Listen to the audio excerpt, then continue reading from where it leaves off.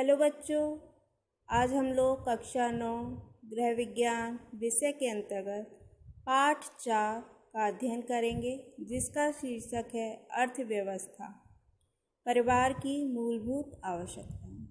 बच्चों, इसकी पिछली कक्षा में हमने आपको बताया था कि गृह अर्थव्यवस्था का क्या अर्थ है, उसकी परिभाषा और गृह अर्थव्यवस्था के क्या क्या सिद्धांत हैं और अर्थव्यवस्था को प्रभावित करने वाले कौन कौन से कारक होते हैं। बच्चों, आज की कक्षा में हम चर्चा करेंगे कि आदर्श अर्थव्यवस्था की विशेषताएं क्या हैं। आदर्श अर्थव्यवस्था की विशेषताएं। आदर्श गृह अर्थव्यवस्था को बनाए रखने के लिए अनेक विशेषताएं होती हैं, जो कि निम्न प्रकार हैं। पहला है प्राथमिक या अनिवार्य आवश्यकताओं की पूर्ति में सहायक है, यानी जब भोजन, वस्त्र, मकान आदि पर खर्च हम किस प्रकार किया जाए जिससे जो अन्य आवश्यकताओं की पूर्ति की जा सके, इसको ध्यान में रखते हुए बनाना चाहिए। भोजन के लिए आवश्यक व्यय तथा ऋतु के अनुसार वस्त्रों का व्यय तथा धूप व हवा से युक्त घर बनवाना चाहिए। स्वस्थ शरीर ही व्यक्ति की सबसे प्राथमिक आवश्यकता है, क्योंकि जब तक व्यक्ति स्वस्थ नहीं होगा तब तक किसी प्रकार की अर्थव्यवस्था या क्रिया संपादन नहीं कर सकता। बच्चों, इसका दूसरा विशेषता है भविष्य की चिंता। हम सभी को अपनी भविष्य की चिंता रहती है। व्यक्ति को जीवन में अचानक आने वाले संकटों को दूर करने के लिए भी हमें धन की आवश्यकता होती है। यदि व्यक्ति आज की प्राथमिक समस्याओं पर अपनी समस्त आय को व्यय कर देता है, यानी खर्च कर देता है, तो भविष्य में आने वाली परेशानियों का सामना कैसे करेगा। इसीलिए आवश्यक है कि व्यक्ति भविष्य की चिंता करे तथा उन समस्याओं के निदान का प्रयास भी करे। अब तीसरी विशेषता है बचत। बचत की आवश्यकता भी हमें भविष्य में आने वाले अवसरों पर पड़ती है। आधुनिक समय में बचत के अनेक लाभ बताए गए हैं।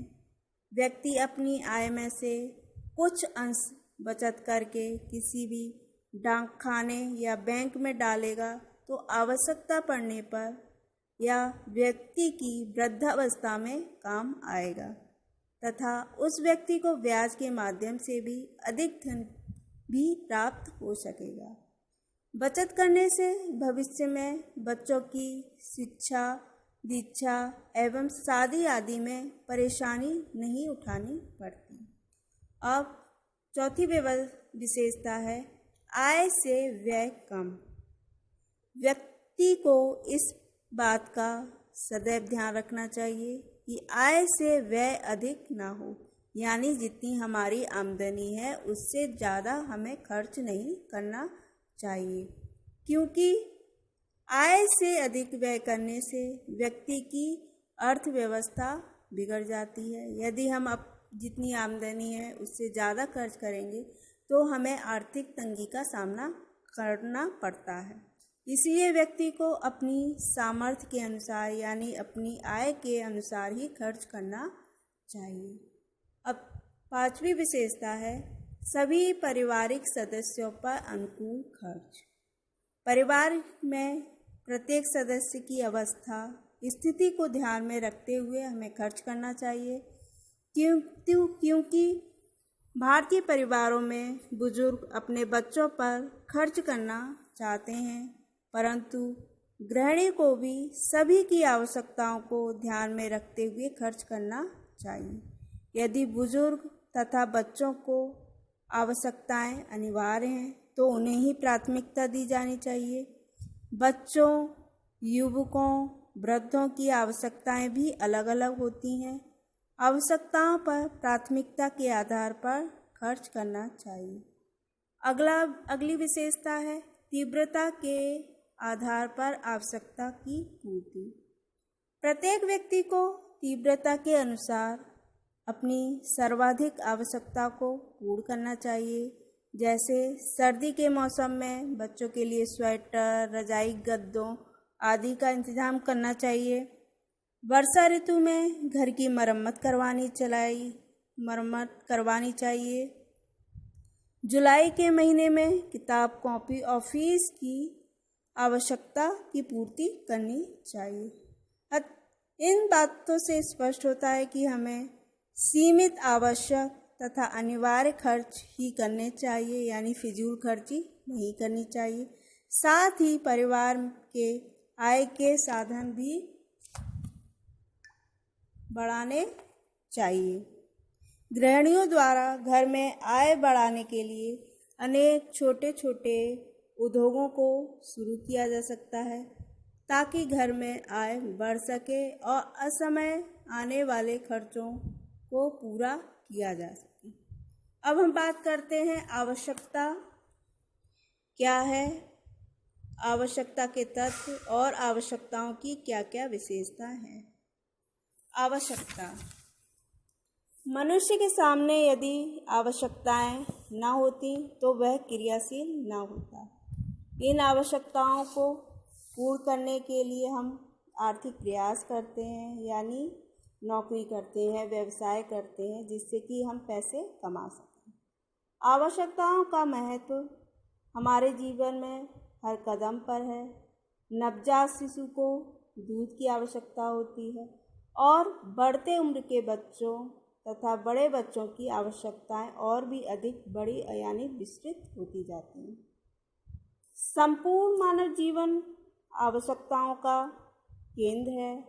आवश्यकताएं अनंत होती हैं, यानी बहुत सारी आवश्यकताएं होती हैं जिनको अगर हमारी एक आवश्यकता पूरी हो जाती है तो दूसरी आवश्यकता स्वयं पैदा हो जाती है और मनुष्य पूरी उम्र उन्हें पूरी करने में लगा देता है। अब है आवश्यकता का अर्थ। आवश्यकता ऐसी इच्छा है जिसकी पूर्ति के लिए साधन उपलब्ध हो तथा उस साधन का प्रयोग करने के लिए व्यक्ति तैयार हो। यानी आवश्यकता हमारी एक इच्छा है, इसको पूरा करने के लिए हमारे पास उस इच्छा को पूरा करने के लिए साधन उपलब्ध होने चाहिए और उस साधन का प्रयोग करने के लिए व्यक्ति को तैयार होना चाहिए। स्मिथ तथा मैट्रिन के शब्दों में आवश्यकता किसी वस्तु को प्राप्त करने की वह इच्छा है जिसे पूरा करने के लिए मनुष्य में योग्यता हो और वह करने के लिए तैयार हो। यानी किसी वस्तु की चाह को हम इच्छा कहते हैं। आवश्यकता उस इच्छा को कहते हैं जिसकी संतुष्टि के लिए हमारे पास पर्याप्त सामर्थ्य और तत्परता दोनों होती हैं। उदाहरण के लिए जैसे किसी व्यक्ति को मकान बनवाने की इच्छा है, इस इच्छा को संतुष्ट करने के लिए व्यक्ति के पास पर्याप्त रुपया भी है तो उसकी मकान बनवाने की इच्छा आवश्यकता में परिवर्तित हो जाएगी। कारण यह है कि अपनी इच्छा को संतुष्ट करने के लिए व्यक्ति के पास साधन है तथा वह साधन का उपयोग करने को भी तैयार है। इसके विपरीत व्यक्ति को मकान बनवाने की इच्छा तो है लेकिन उसके पास पर्याप्त रुपया नहीं है तो वह इच्छा ही रहेगी, आवश्यकता नहीं हो सकती। यदि उसके पास रुपया है पर वह रुपया व्यय करने को तैयार नहीं है, यानी वो धन खर्च करने को तैयार नहीं है, तो भी इसकी इच्छा आवश्यकता नहीं हो सकती।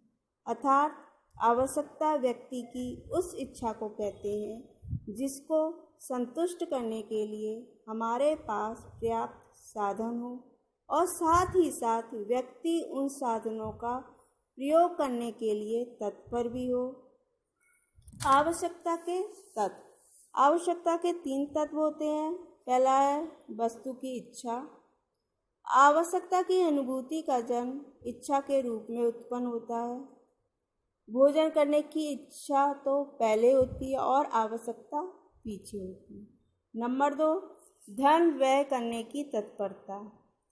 धन व्यय करने के लिए योग्यता ही पर्याप्त नहीं होती, वरन व्यय करने की तत्परता भी आवश्यक है। मान लो हमारे पास बचा धन है, परंतु हम उस धन को खर्च करना नहीं चाहते, तो हमारे पास व्यय करने की तत्परता नहीं है।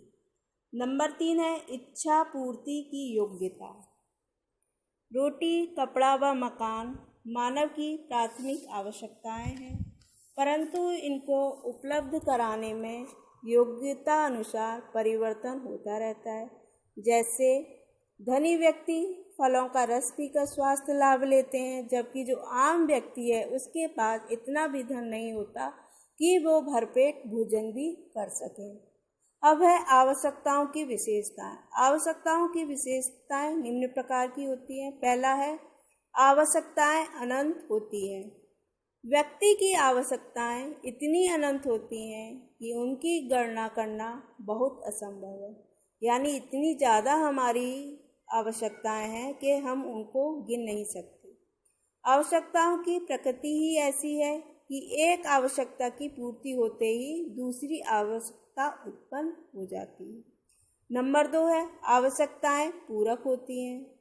कुछ आवश्यकताओं में परस्पर पूरकता का गुण भी पाया जाता है। जैसे कार के साथ हमें पेट्रोल की आवश्यकता होती है, चाय के साथ चीनी, चाय पत्ती और दूध की आवश्यकता होती है। यानी एक आवश्यकता को पूरा करने के लिए हमें दूसरी आवश्यकता का अनुभव होता है। नंबर 3 है आवश्यकताओं की पुनरावृत्ति भी होती है। कुछ आवश्यकताएं ऐसी हैं जिन्हें बार बार पूरा करने की आवश्यकता होती है। जैसे यदि हम एक बार भोजन कर लें तो हमें दोबारा भूख लग जाती है और दोबारा भोजन की आवश्यकता होती है। उसी प्रकार पानी पीने, वस्त्र सिलवाने आदि के बाद भी पुनः उसकी पूर्ति करनी पड़ती है। नंबर 4 है आवश्यकताएं वैकल्पिक होती हैं। विभिन्न व्यक्तियों की आवश्यकताओं में समानता होती है। यानी कई व्यक्तियों की जो आवश्यकताएं हैं वो समान होती हैं, परंतु उनकी जो पूर्ति का विकल्प है वो समान नहीं होता, बल्कि विभिन्न प्रकार का होता है। जैसे भोजन की आवश्यकता एक समान है, परंतु भूख लगने पर कोई रोटी खाता है और कोई कचौड़ी। नंबर 5 है आवश्यकताएं आदत पूर्वक होती हैं। कुछ आदतें भी विभिन्न आवश्यकताओं को जन्म देती हैं। अर्थात यदि कुछ वस्तुओं की हमें आदत पड़ जाए तो यही हमारी आवश्यकता बन जाती है। इनमें भी गजब की तीव्रता होती है। अगर इनकी पूर्ति ना हो तो व्यक्ति बड़ा बेचैन रहता है। जैसे चाय, तंबाकू, बीड़ी, सिगरेट आदि। नंबर 6 है आवश्यकताएं संतुष्ट की जा सकती हैं। आवश्यकताएं अनंत होने पर भी उनकी पूर्ति संभव है। यानी आवश्यकताएं बहुत ज़्यादा होती हैं लेकिन उनको पूरा करना भी संभव है। आवश्यकता है इच्छा व धन की, यानी हमारे पास इच्छा होनी चाहिए और धन। प्रत्येक व्यक्ति स्कूटर या कार रख सकता है, कोठी बनवा सकता है। इसके लिए पहले हमारे पास इच्छा या आवश्यकता होनी चाहिए, फिर उसे खरीदने के लिए धन। नंबर 7 है आवश्यकताओं में प्रतिस्पर्धा होती है। प्रत्येक व्यक्ति की आवश्यकताएं अनेक प्रकार की होती हैं, परंतु उनकी पूर्ति के साधन सीमित होते हैं। ऐसी दशा में उनमें प्रतिस्पर्धा उत्पन्न हो जाती है।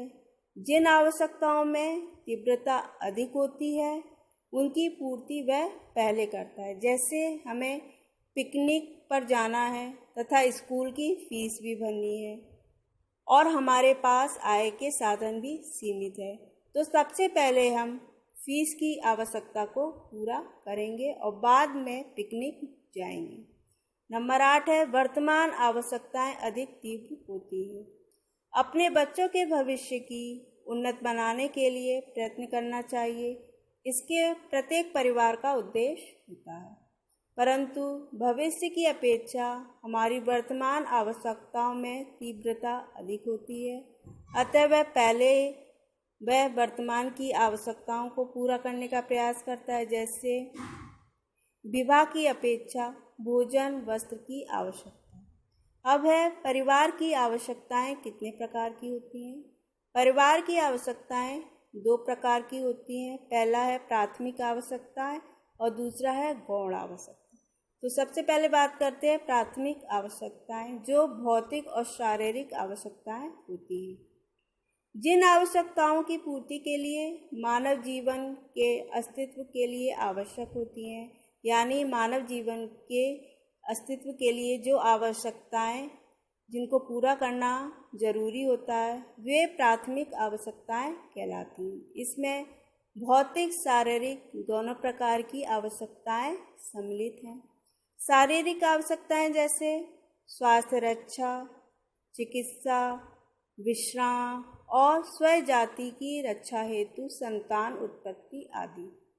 फिर है भौतिक आवश्यकताएं जैसे भौतिक आवश्यकताओं में विशेषकर भोजन, वस्त्र, आवास, जिनके बिना श्वसन तंत्र, रक्त संचालन, पाचन तथा मल मूत्र त्याग आदि की शरीर की आवश्यक क्रियाएं संभव नहीं। नंबर 2 है गौण आवश्यकताएं, जो मनोवैज्ञानिक, सामाजिक, आरामदायी तथा कार्य कुशलता वर्धक होती है। ये जीवन को आरामदायक एवं सुखमय बनाने के उद्देश्य से वैज्ञानिक आविष्कारों से संबंधित होती हैं, जैसे घड़ी और साइकिल आराम एवं कार्य कुशलता में वृद्धि कर सकते हैं। और बिजली के पंखे, हीटर, कूलर से आराम और सुख मिलता है। रेडियो और टीवी से मनोरंजन के अतिरिक्त हमें ज्ञान की वृद्धि भी कर सकते हैं, जो कार्य कुशलता का आधार भी हो सकती है। इनमें से कुछ आवश्यकताएं मनोवैज्ञानिक और समाज संबंधी होती हैं। मानव में संतुलित विकास के लिए प्रेम, प्रशंसा तथा सुरक्षा की आवश्यकताओं की पूर्ति अनिवार्य है। व्यक्ति की कुछ आवश्यकताएं विलासिता तथा प्रतिष्ठा की इच्छा से संबंधित हो सकती हैं। उनसे ना तो हमें आराम मिलता है और ना ही हमारी कार्यकुशलता में वृद्धि होती है। ये आवश्यकताएं जैसे कीमती फर्नीचर, कालीन, पर्दे, कीमती आभूषण, जरी कीमत के वस्तु आदि हैं। इनसे ना तो हमें कोई आराम मिलता है, ना ही ये हमारी कार्यकुशलता में कोई वृद्धि करती है। अब है परिवार की मूलभूत आवश्यकताएं। परिवार की मूलभूत आवश्यकताएं उन्हें कहा जाता है जिनकी पूर्ति करना हमारे लिए अनिवार्य होता है, जिनके बिना मानव का जीवन संभव नहीं है। वही परिवार की मूलभूत आवश्यकताएं कहलाती हैं। ये परिवार की मूलभूत आवश्यकताएं निम्न प्रकार की हैं। पहला है भोजन। भूख को शांत करने के लिए हमें भोजन की आवश्यकता होती है। भोजन व्यक्ति की पहली और मौलिक आवश्यकता है। इसके बिना व्यक्ति जीवित नहीं रह सकता है। इसके लिए हमें निम्न बिंदुओं को ध्यान में रखना चाहिए, यानी भोजन पर्याप्त हो, यानी भोजन भरपेट मिले, भोजन संतुलित हो, यानी उसमें सभी पोषक तत्व जैसे प्रोटीन, विटामिन, खनिज लवण, कार्बोहाइड्रेट, वसा, जल आदि पर्याप्त मात्रा में हो, और परिवार के सदस्यों के शारीरिक, मानसिक स्वास्थ्य एवं विकास के लिए उचित हो। फिर है नंबर 4 सदस्यों की व्यक्तिगत आवश्यकता के अनुसार हो। नंबर 2 है उचित वस्त्र। उचित वस्त्र परिवार की दूसरी मूलभूत आवश्यकता है। परिवार के सदस्यों के लिए वस्त्रों का चयन करते समय हमें निम्नलिखित बातें ध्यान में रखनी चाहिए। पहला है वस्त्र शारीरिक आवश्यकताओं की पूर्ति करें, यानी सर्दियों में ऊनी वस्त्रों की ज़रूरत होती है, गर्मियों में सूती वस्त्रों की ज़रूरत होती है, यानी हमें शारीरिक आवश्यकताओं की पूर्ति के हिसाब से वस्त्रों का चयन करना चाहिए। फिर है मौसम व अवसर के अनुकूल हो। नंबर 3 आर्थिक स्थिति को ध्यान में रखकर बनाए गए हों और आरामदायक। नंबर 4 फैशन व सामाजिक प्रतिष्ठा को ध्यान में रखकर वस्त्र का निर्माण करना चाहिए। नंबर 3 है उचित आवास। परिवार के लिए उचित आवास व्यवस्था भी एक मूलभूत आवश्यकता है। आवास उचित हो। इसके लिए हमें निम्नलिखित बातों का ध्यान रखना चाहिए।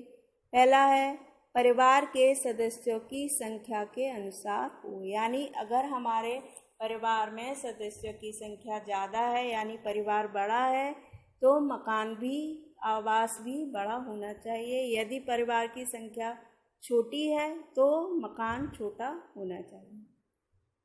आवास हवायुक्त व प्रकाश मुक्त हो। घर में रोशनदान खिड़की दरवाजे होने चाहिए जिससे हवा आ सके और जा सके और प्रकाश की भी व्यवस्था हो। नंबर 3, प्रत्येक मौसम में संरक्षण प्रदान करे, यानी प्रत्येक मौसम में घर हमारी रक्षा करे और घर सुरक्षित स्थान पर हो। नंबर 4 है शिक्षा सुविधा। मानव जीवन सदा ही प्रगतिशील रहा है। शिक्षा से हमारे व्यक्तित्व का सर्वांगीण विकास होता है। शिक्षा किसी भी आयु में प्राप्त की जा सकती है। शिक्षा प्राप्त करने के निम्न साधन हैं। पहला है स्कूल व कॉलेज। नंबर 2, विभिन्न प्रकार के व्यावसायिक संस्थान। नंबर 3, मैगजीन, समाचार पत्र, पत्रिकाओं द्वारा भी हम शिक्षा प्राप्त कर सकते हैं। नंबर 4, रेडियो, टीवी, कंप्यूटर आदि पर भी हम शिक्षा प्राप्त कर सकते हैं। नंबर 5 है स्वास्थ्य रक्षा तथा चिकित्सा सुविधा। स्वस्थ रहने के लिए स्वास्थ्य रक्षा व चिकित्सा सुविधाओं का उपलब्ध होना अति आवश्यक है। स्वास्थ्य रक्षा के लिए निम्न उपाय करने चाहिए। पहला है ताज़ी हवा, स्वच्छ भोजन। हमें हमेशा ताज़ा और स्वच्छ भोजन खाना चाहिए। नंबर 2, स्वच्छ और निर्मल पानी पीना चाहिए। नंबर 3, स्वच्छ और प्रदूषण रहित वातावरण में रहना चाहिए। नंबर 4, संक्रामक रोगों से बचाव के उपाय अपनाने चाहिए। नंबर 5, गंभीर बीमारी में चिकित्सा सुविधा उपलब्ध कराना चाहिए। नंबर 6, टीकाकरण करना, यानी बच्चों को समय से टीके लगवाने चाहिए। नंबर 7, पारिवारिक बजट में चिकित्सा पर होने वाले व्यय का प्रावधान रखना, यानी जब हम परिवार का बजट बनाते हैं तो उसमें कुछ धन हम चिकित्सा यानी बीमार होने पर उसके इलाज के लिए भी कुछ धन संचय करके रखना चाहिए। धन्यवाद बच्चों।